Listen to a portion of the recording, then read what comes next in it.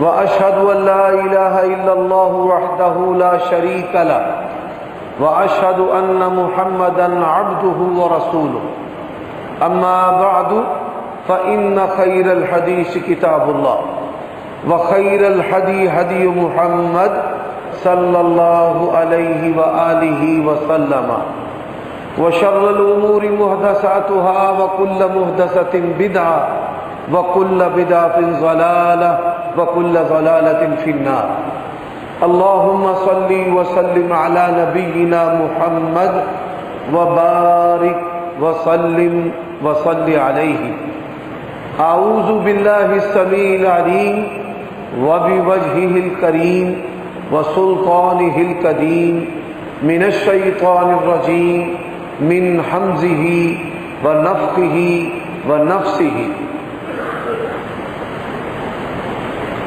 شهر رمضان الذي أنزل فيه القرآن هدى للناس وبينات من الهدى والفرقان فمن شهد منكم الشهر فليصم ومن كان منكم مريضا أو على سفر فعدة من أيام أخر يريد الله بكم اليسر ولا يريد بكم العسر ولتكملوا العدة ولتكبروا الله على ما هداكم ولعلكم تشكرون.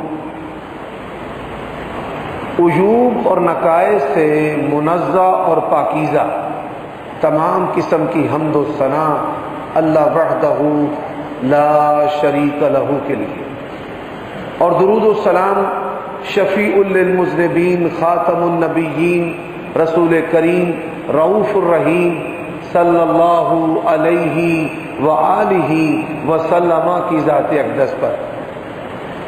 ابھی جب میں نے آیت کریمہ تلاوت کی ہے تو بعض بندوں کے چہروں پر جو حافظ قرآن ہے ایک مسکراہٹ آئی کہ رمضان تو گزر چکا ہے اور آج شاید غلطی سے حافظ صاحب نے شہر رمضان الذی انزل فیہ القرآن جو ہے یہ پڑھ دی. رمضان کے جو خطبات تھے اس میں ہمارا جو موضوع تھا وہ روزے کی فرضیت کا مقصد ہے. یا ایھا الذین آمنوا کتب علیکم الصیام کما کتب علی الذین من قبلکم لعلکم تتقون. اس میں نے اللہ تعالیٰ کی توفیق سے 4 باتیں آپ کی خدمت میں عرض کی ہیں. پہلی بات کہ ہمیں اپنی موت سے، قبر کی زندگی سے اور آخرت کی جو زندگی ہے اس سے غافل نہیں ہونا چاہیے، اس کی تیاری کرنی چاہیے کہ کون سے ایسے اعمال ہیں جو ہمیں قبر میں پکڑ سے اور عذاب سے بچائیں گے، اور کون سے ایسے اعمال ہیں جو قیامت کی ہولناکیوں میں ہمارے کام آئیں گے، کون سے ایسے اعمال ہیں کہ جن سے ہم جہنم سے بچ سکتے ہیں، اور کون سے ایسے اعمال ہیں کہ جن کے ساتھ ہم اللہ تبارک و تعالی کی جنت میں داخل ہو سکتے ہیں. پھر میں نے اللہ تعالیٰ کی توفیق سے یہ بھی بتایا کہ جو تقویٰ ہے وہ شبہات سے بچنا ہے، حرام سے بچنا ہے، اور نیکیوں کے اندر سبقت لے جانا ہے. یہ تقویٰ ہے. اللہ تعالیٰ کی توفیق سے ہم نے سحریاں اور افطاریاں بھی کی ہیں، بھوک بھی برداشت کی ہے، قیام بھی کیا ہے، قرآن بھی پڑھا ہے، اذکار بھی کیے ہیں، بہت اللہ تعالیٰ سے مانگا ہے، اعتکاف بھی کیا ہے، ساری رات ہم جاگے بھی ہیں، اور روزے کی تھکاوٹ کے اثرات ابھی تک ہماری طبیعتوں کے اندر موجود ہیں، اور پیٹ کی جو عادت سحری و افطاری کرنے کی بن چکی تھی، اب اگر ہم کھانا پہلے اوقات پر کھاتے ہیں تو ہمارے پیٹ کے اندر بھی خرابی جو ہے وہ نمایاں ہے. اب اس تمام پروسیس کا یہ جو تمام اعمال ہیں، ان تمام اعمال کے 2 فائدے اللہ تعالیٰ نے قرآن مجید میں بیان کیے ہیں. وہ 2 فائدے جو ہیں وہ اس آیت کریمہ کے اندر ہیں. شہر رمضان الذی انزل فیہ القرآن. اور وہ فائدے بطور نتیجہ کے اللہ تعالیٰ نے اس آیت کریمہ کے آخر میں بیان کیے ہیں۔ اس کی آواز تھوڑی سی کم کر دیں، مائک میں نے پیچھے کیا ہے پھر بھی آواز زیادہ ہے۔ وہ دو جو فائدے ہیں وہ اس آیت کریمہ کے آخر میں اللہ تعالیٰ نے بیان کیے کہ روزے رکھنے سے اور رمضان کے جو اعمال صالحہ، دو نتیجے بندے کی زندگی کے اندر پیدا ہوتے ہیں۔ یہ بڑی اہم بات ہے۔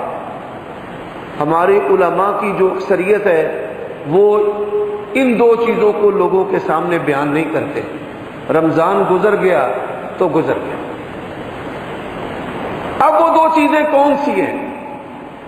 اللہ نے کہا وَلِتُكَبِّرُوا اللَّهَ عَلَى مَا هَدَاكُمْ، جو میں نے تمہیں ہدایت دی ہے نا، اس ہدایت کے عمل پر اللہ تعالیٰ کی کبریائی بیان کرو، اللہ کی بڑائی بیان کرو۔ ہدایت سے کیا مراد ہے؟ اللہ تعالیٰ کی بڑائی سے کیا مراد ہے؟ اور پھر ان تمام اعمال کو تقوی سمیت اللہ نے ایک چیز پر ختم کر دیا ہے، وَلَعَلَّكُمْ تَشْكُرُونَ، تاکہ تم اللہ تعالیٰ کی شکر گزاری کرو۔ اللہ تبارک و تعالیٰ کی شکر گزاری کیسے ہوگی؟ نہ کہ سب رہنے دیں، گزارا کر لیتے ہیں، اچھا چلو ٹھیک۔ اللہ تعالیٰ کی جو شکر گزاری ہے وہ کیسے ہوگی؟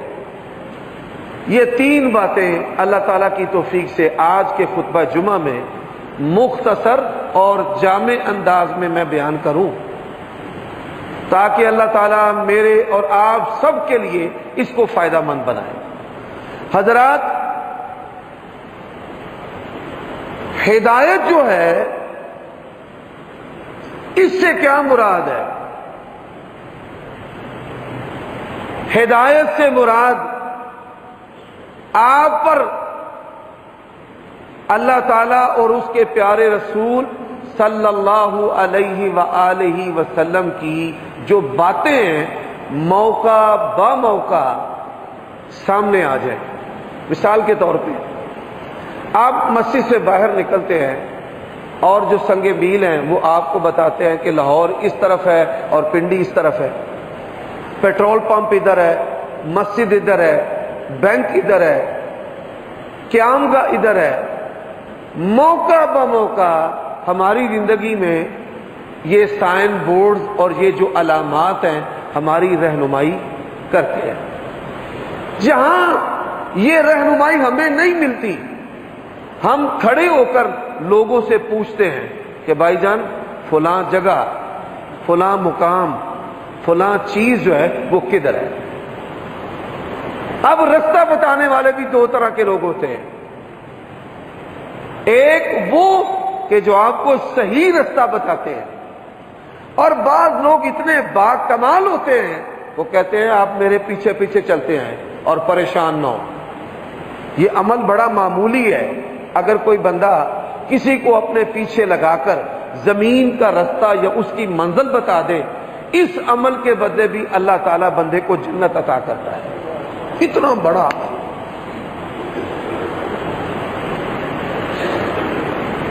حضرات، بالکل اسی طرح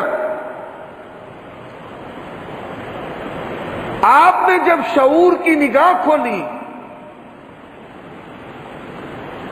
جون جون سی چیزیں ہمارے ایمان پر اثر انداز ہوتی ہیں، ذرا ترتیب کے ساتھ سنتے جانا کہ کیا کیا چیزیں ہمارے اوپر اثر انداز ہوتی ہیں۔ سب سے پہلے جادو اور جنات۔ جب انسان شعور میں آتا ہے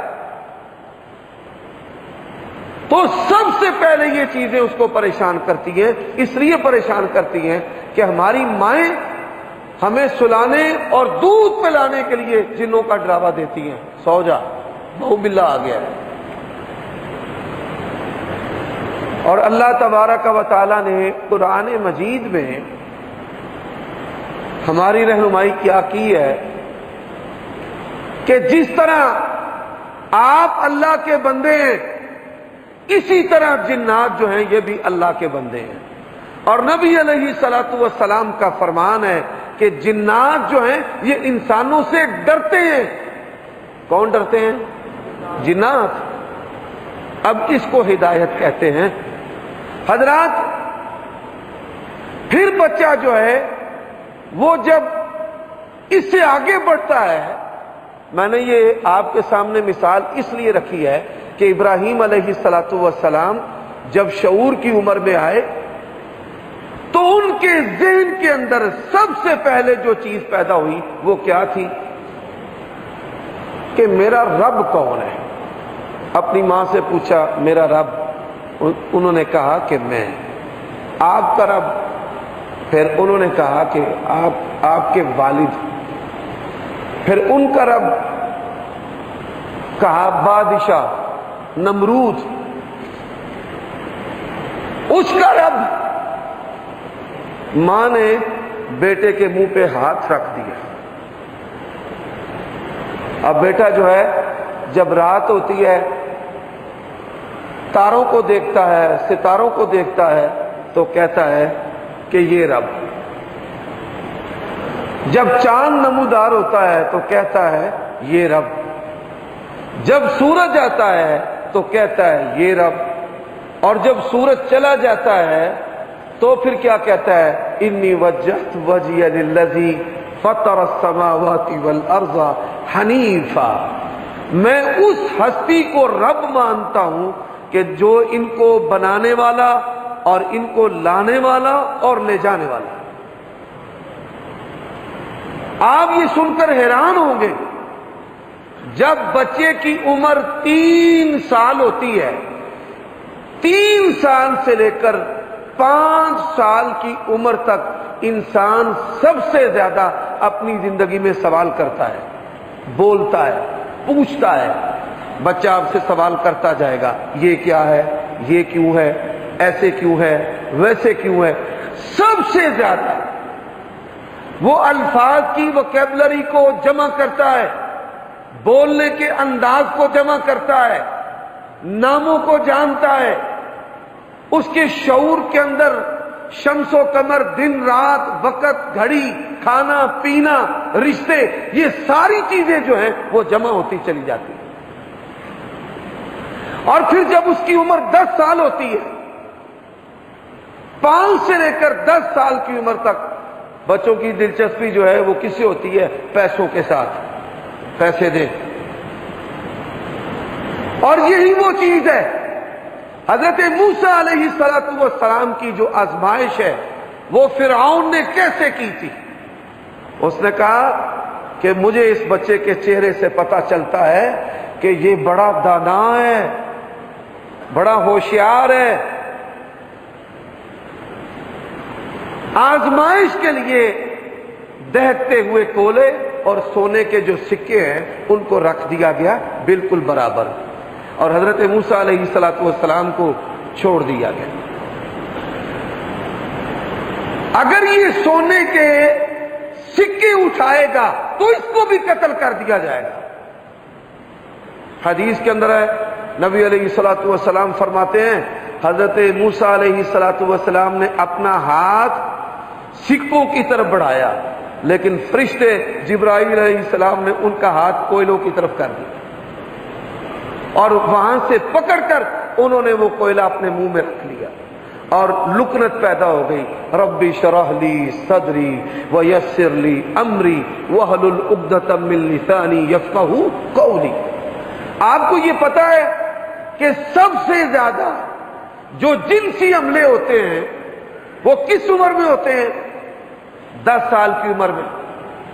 شیطان بچے کی پشت پر حملہ کرتا ہے، اور اس کی جو ترجیح ہوتی ہے، بچے کی ترجیح ہوتی ہے، وہ کیا ہوتی ہے؟ پیسہ، خواہشات، موبائل، پہلے تھا ویڈیو گیمز، اور وہ ان چیزوں کے لیے، ان کے حصول کے لیے ایسے جو گناہ ہیں، ایسے جو جبر ہیں، ان کو بھی برداشت کر لیتا ہے۔ اب ہدایت سے کیا مراد ہے؟ آپ جب شعور کی عمر میں آئیں، آپ کو اپنے رب کا پتہ ہو، آپ اللہ سے ڈریں، آپ جنوں سے نہ ڈریں.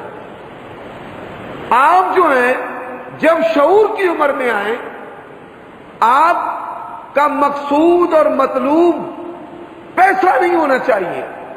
حضرات 99% جو لوگ ہیں نا، علماء سمیت میں ان سے پوچھتا ہوں کہ یہ جو آپ دعائے قنوت پڑھتے ہیں اللہم اہدنی فی من ہدیت، اس کا کیا معنی ہے بتاؤ؟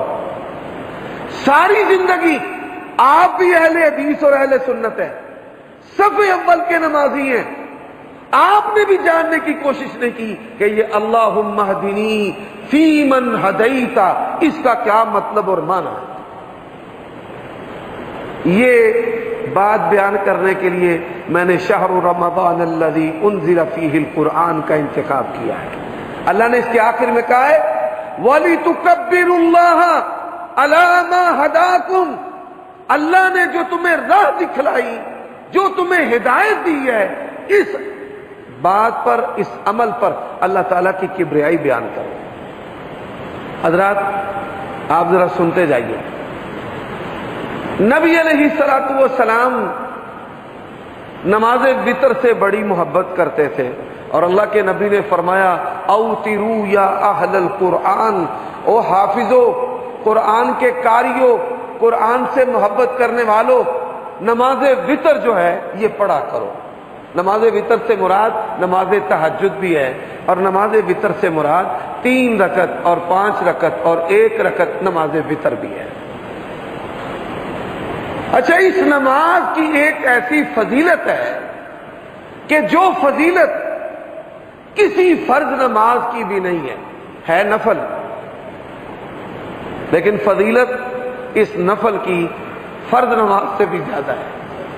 وہ کیا فضیلت ہے کہ نبی علیہ الصلوۃ والسلام نے فرمایا ان اللہ امدکم بصلاۃ الوتر، اللہ تعالیٰ نے نماز وتر کے ذریعہ تمہاری مدد کی ہے. نماز وتر کے ذریعہ کیا کی ہے؟ تمہاری مدد کی. اب یہاں پر ایک سوال ہے بڑا خوبصورت، بڑا ہی کمال کا. اللہ کے نبی علیہ الصلوۃ والسلام سے علم لینے والے، سیکھنے والے، علم کے شوقین، علم کے شدائی ہر وقت آپ کے پیچھے پیچھے اور ساتھ ساتھ، جن میں ام المومنین عائشہ صدیقہ رضی اللہ تعالی عنہا. دین کا کوئی شعبہ ایسا ہے ہی نہیں کہ جس میں ام المومنین نبی علیہ الصلوۃ والسلام سے روایت نہ بیان کرتی ہو، اور دین کا 1/3 حصہ سید عائشہ نے نبی علیہ الصلوۃ والسلام سے روایت کیا ہے. دوسرے صحابی کون ہے جی؟ آپ کو پتہ ہے، حضرت ابو ہریرہ رضی اللہ تعالی عنہ. آپ صلی اللہ علیہ وآلہ وسلم نے وتر کی جو دعا ہے وہ کس کو سکھلائی ہے؟ بتائیں.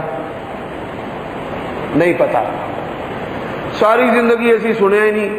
وَلِتُكَبِّرُوا اللَّهَ عَلَى مَا هَدَاكُمْ کیا ہے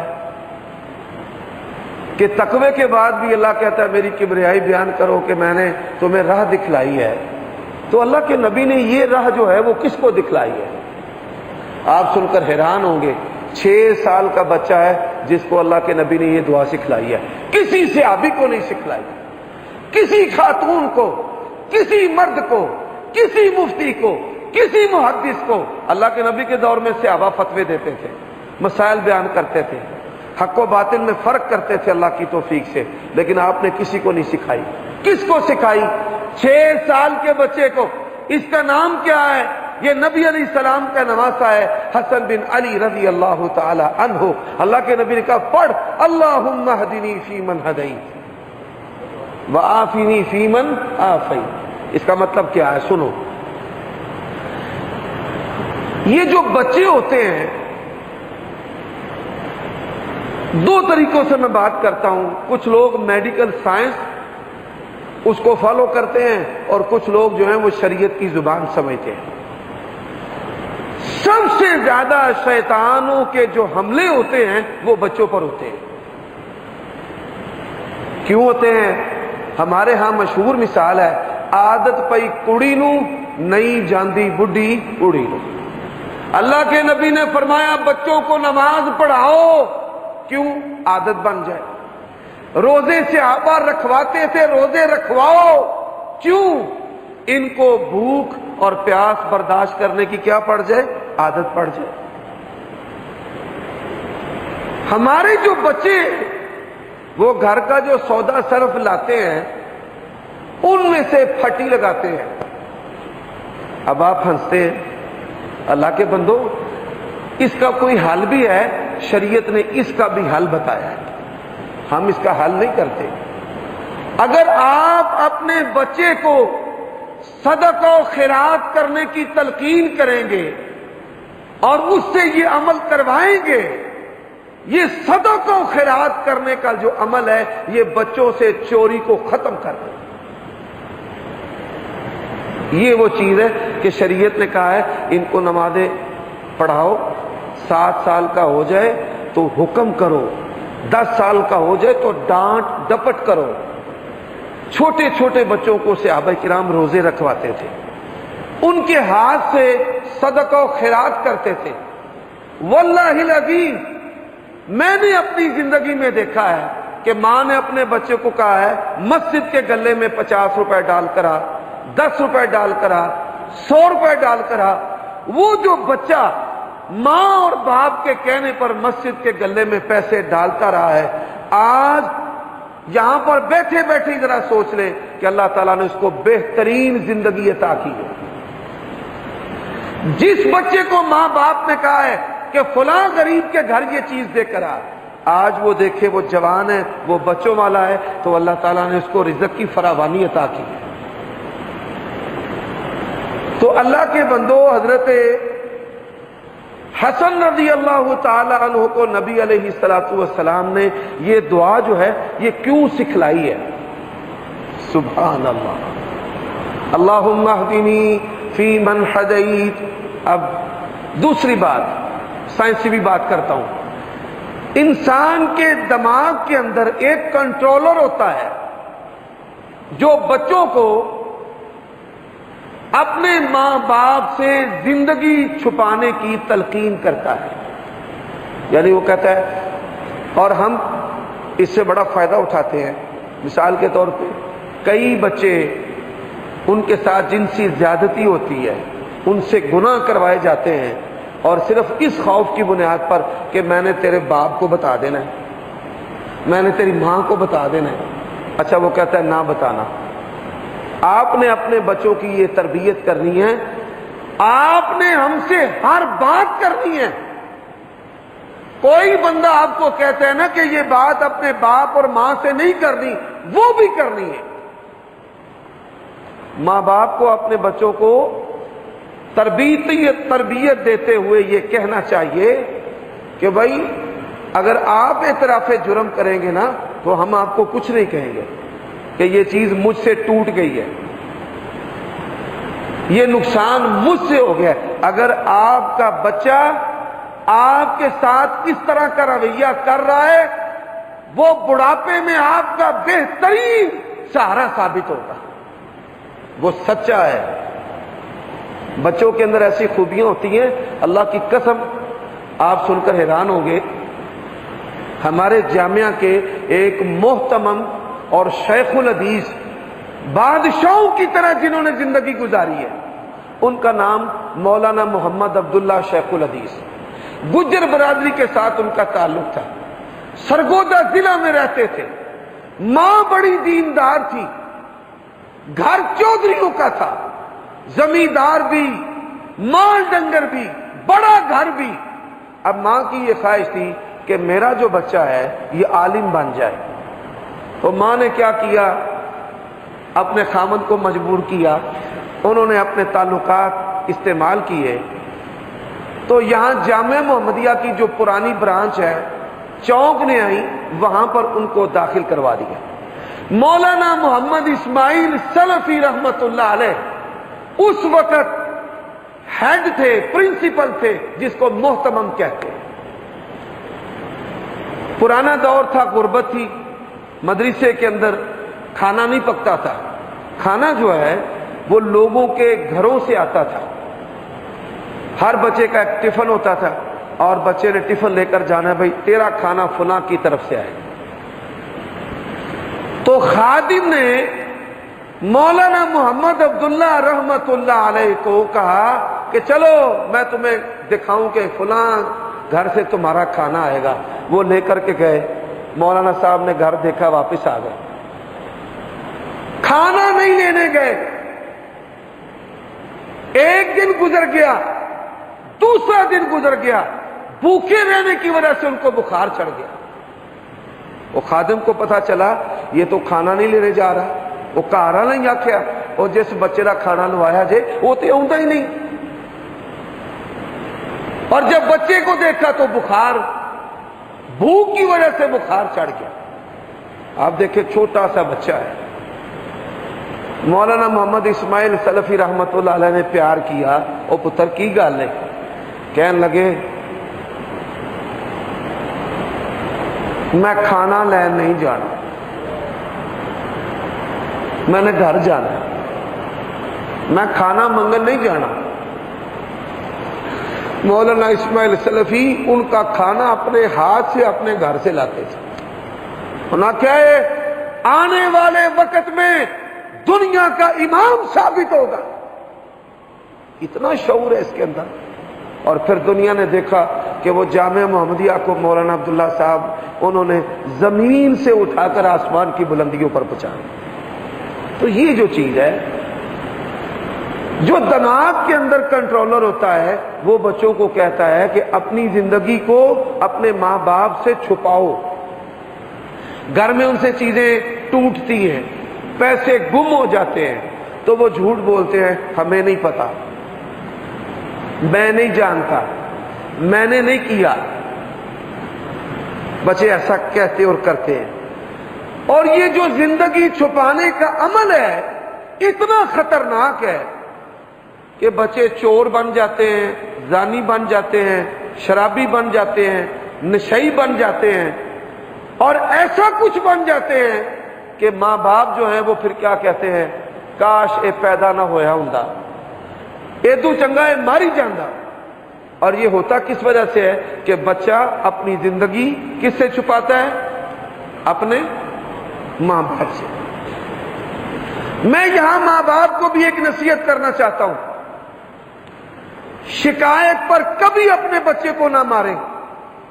کوئی بندہ شکایت لگاتا ہے نا، پیو چھتر لا لینا، ڈنڈا پھاڑ لینا، کٹ کٹ کے نہیں. آپ اپنی آنکھوں سے دیکھیں، کانوں سے سنیں تو پھر بچے کو زد و کوب کریں یا اس کو ڈانٹ ڈپٹ کریں، شکایت پر نہیں. شکایت پر آپ وقت دیں، دیکھیں اس کے اندر کتنی ریالٹی سچائی ہے، اس کو نصیحت کریں، رو کر، محبت سے، ادب سے، ساتھ لگا کر. اس طرح یہ نہیں کہ کوئی محلے دار، کوئی چچا. یہ چچوں کے بارے میں ہمارے دلوں میں نفرت کیوں ہوتی ہے؟ کبھی آپ نے اس بات پر غور کیا ہے؟ چچا جو ہے اللہ کے نبی صلی اللہ علیہ وسلم نے اس کو باپ کہا ہے، لیکن ہمارے دلوں میں چچے کی نفرت کیوں ہوتی ہے؟ اس کا سبب یہ ہے کہ سب سے زیادہ شکایتیں چچا لگاتا ہے، سب سے زیادہ ڈانٹ ڈپٹ چچا کرتا ہے.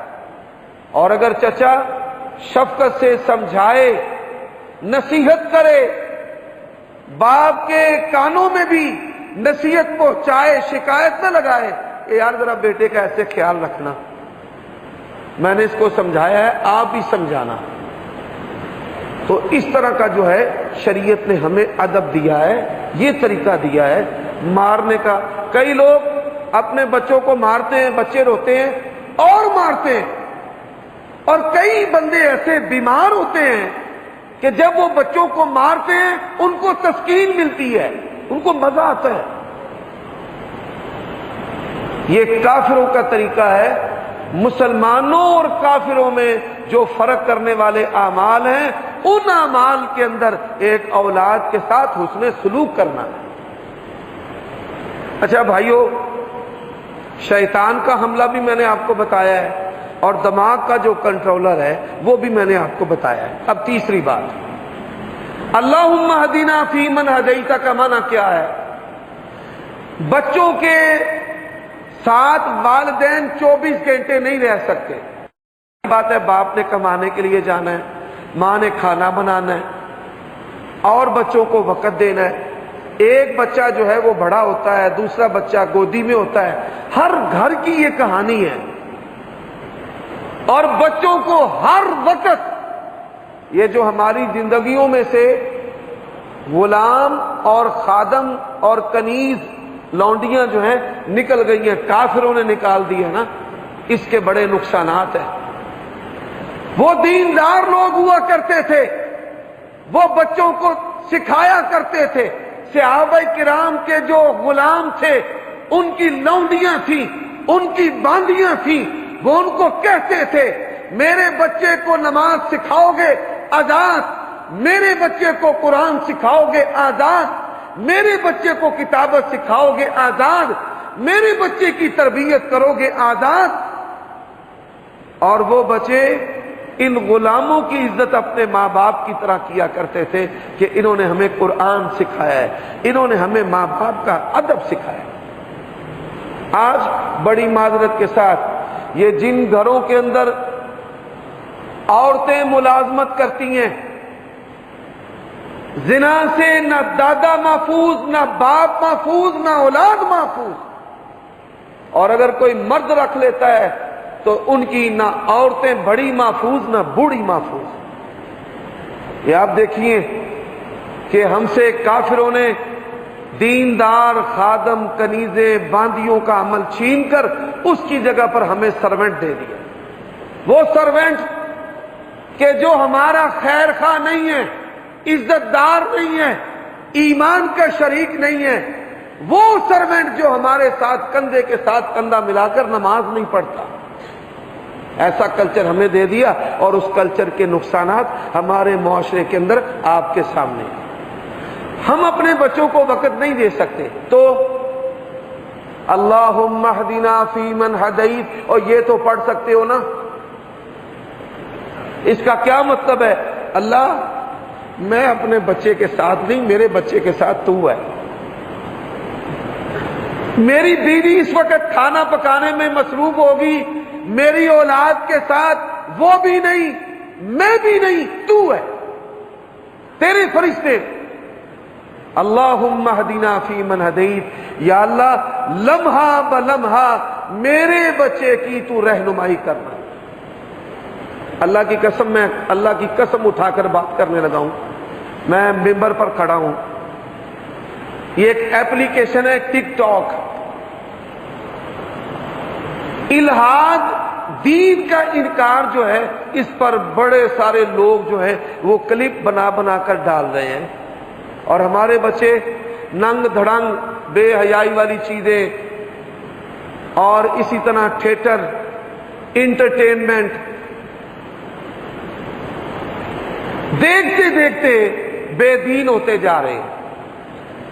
تو ہماری جماعت کے ایک عالم ہیں، انگلش کے بڑے ماہر ہیں، تو مجھے کہنے لگے کہ آپ مجھے مواد دیتے جائیں اور میں لادینیت کے رد پر، بے دینی کے رد پر، کافروں کے رد پر چھوٹے چھوٹے نا کلپ بناتا ہوں۔ میں نے کہا ٹھیک ہے۔ میں نے یہ پچھلے ہفتے رمضان کے آخری عشرے میں اپنے موبائل کے اندر ٹک ٹاک جو ایپلیکیشن ہے اس کو میں نے ڈاؤن لوڈ کر لیا کہ چلے میں اس حوالے سے ان کے کلپ دیکھتا بھی رہوں گا، کافروں کے جو کلپ ہے وہ سنتا بھی رہوں گا، اور اس کا جو رد ہے میں ان کو بتاتا رہوں گا۔ اب میرا ایک بچہ ہے، 8 سال اس کی عمر ہے، یہ داؤد کے برابر، اس سے چھوٹا یا اس کے برابر ہوگا۔ اس نے جب میرا موبائل دیکھا مجھے کہنے لگا بابا ایک بات کہوں، مجھے بڑی فکر ہوئی ہے۔ میں نے کہا کہاں کہو؟ کہتا ہے یہ چیز اپنے موبائل سے نکال دو، یہ آپ کی شان کے لائق نہیں۔ یہ وہ چیز ہے کہ ایک بندہ جو دنیا کو ہدایت دے رہا ہے، میں نے سجدہ شکر کیا کہ یا اللہ تو نے مجھے اپنے فضل سے ایسی اولاد دی ہے، اگر میں بہکا ہوں ہو سکتا ہے اس کے ذریعہ میں بہک جاتا، تو میں نے فوراً اپنے بیٹے کے کہنے پر اس کو ڈیلیٹ کر دیا۔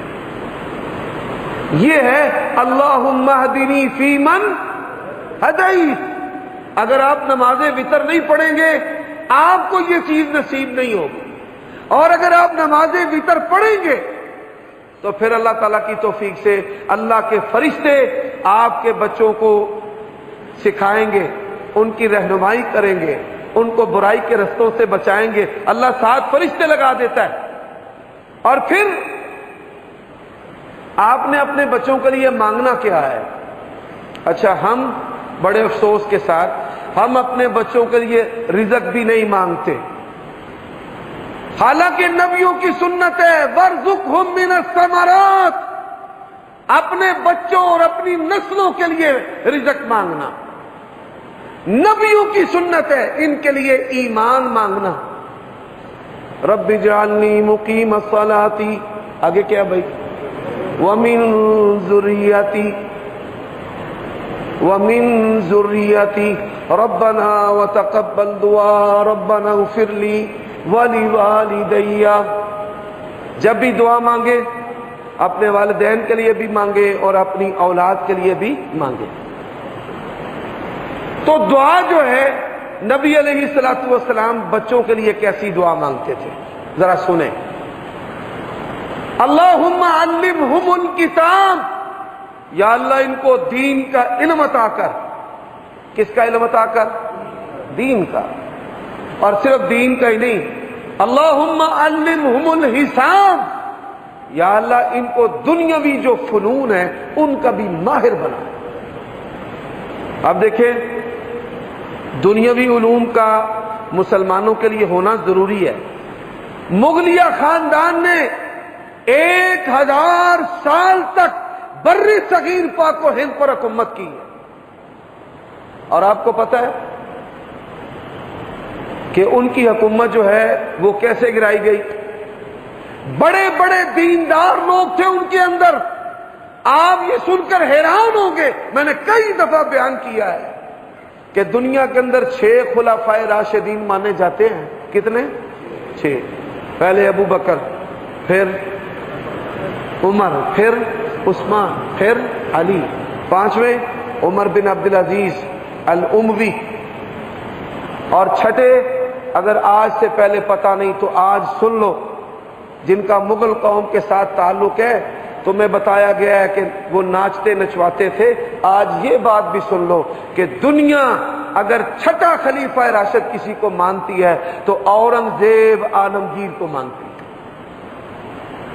نیکوکار اولیاء اللہ صالحین میں سے سخت شریعت کا پابند اور اسلام کو اللہ کی زمین پر نافذ کرنے والے، سب سے زیادہ فتوحات، سب سے زیادہ مسلمان جس کے دور میں ہوئے اورنگزیب عالمگیر کے دور میں ہوئے۔ اچھا جی، مغلوں کی حکومت گرائی کیسے گئی؟ ان کے پاس کیمسٹری کا علم نہیں تھا۔ یہ جو اسکول ٹیچر ہیں یہ امت کے بڑے محسنین ہیں۔ آج اگر پاکستان کے پاس اکنامک قوت نہ ہوتی تو شاید ہم دنیا کے نقشے پر ہی نہ ہوتے۔ کیمسٹری کا علم نہیں تھا کہ کس طرح ہم نے بارود بنانا ہے اور کس طرح اس کو چلانا ہے۔ فزکس کا علم نہیں تھا، میتھمیٹکس کا علم نہیں تھا کہ ہم کس زاویے سے اپنا ٹارگٹ لیں گے، اور اس کے لیے کون سا لوہا، کون سی توپیں اور کون سی چیزیں کس نوعیت کی ہمارے کام آئیں گی، اس کا علم نہیں تھا۔ اور انگریزوں کے پاس یہ علم تھا، اور انہوں نے پھر آ کر تباہی پھیر کے مغلوں کی حشر نشر جو ہے وہ انہوں نے کر کے رکھ دی ہے، تباہی پھیر دی۔ تو اللہ کے بندو، نماز وتر کی پابندی، اور جب نماز وتر میں کہنا ہے نا اللہم اہدنا، اللہ تو ہمیں ہدایت دے، فی من ہدیتا، جہاں جہاں تو ہدایت دینے والا ہے۔ نہ استاد میرے بچے کے ساتھ ہے، نہ میں ساتھ ہوں، نہ ماں ساتھ ہے، اکیلا ہے، موبائل ہے، اللہم اہدنا فی من ہدیتا۔ تو یہ چیز ہے جو رمضان کے پورے عمل کے بعد اللہ نے کہا ہے وَلِتُكَبِّرُوا اللَّهَ عَلَى مَا هَدَاكُمْ، اور اللہ کی بڑائی بیان کرو۔ اللہ تعالیٰ تمہاری توجہ ہے نہیں ہے، مانگے بغیر بھی اللہ تعالیٰ تمہیں تمہاری اولادوں کو سچائی، خیر، حق، شر، برائی یہ چیزیں بتا رہا ہے۔ تو ہم سب اللہ کا شکر بھی ادا کرتے ہیں اور اللہ کی بڑائی بیان کرتے ہیں کہ یا اللہ تو لمحہ بلمحہ ہمیں اور ہماری اولادوں کو شیطان اور شیطان کے رستوں سے بچانے والا ہے۔ یہ باقی جو شکر کی باتیں ہیں وہ انشاءاللہ آئندہ خطبہ جمعہ میں ہوگی، وقت ہوا چاہتا ہے۔ وآخر دعوانا